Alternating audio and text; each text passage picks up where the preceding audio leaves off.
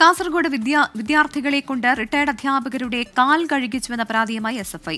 ബന്തടുക്കയിലെ കക്കച്ചാൽ സരസ്വതി വിദ്യാനികേതനിലാണ് സംഭവം.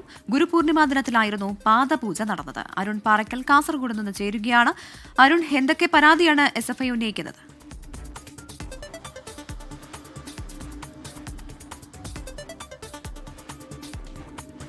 പ്രവിതലക്ഷ്മി, SFI നിലവിൽ പരാതിയായി രംഗത്ത് വന്നിട്ടില്ല. പക്ഷേ പ്രതിഷേധവുമായി രംഗത്തെത്തിയിട്ടുണ്ട്.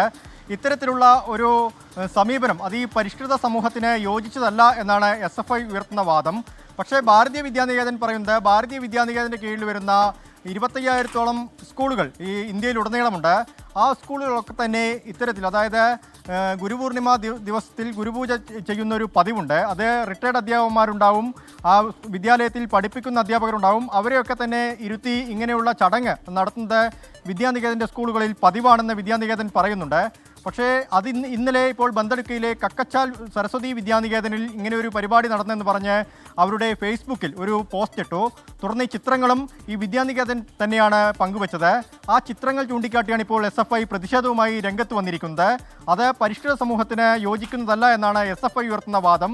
വിദ്യാനികേതൻ പറയുന്നത് അത് അവരുടെ ആചാരമാണ്, അവരുടെ ചടങ്ങാണ്, അത് തുടർന്നു വരും എന്നുള്ള കാര്യമാണ് വിദ്യാനികേതൻ സൂചിപ്പിക്കുന്നത്. എന്തായാലും പ്രതിഷേധം ഇപ്പോൾ ഉയർന്നു വരുന്നുണ്ട്. പ്രവിത.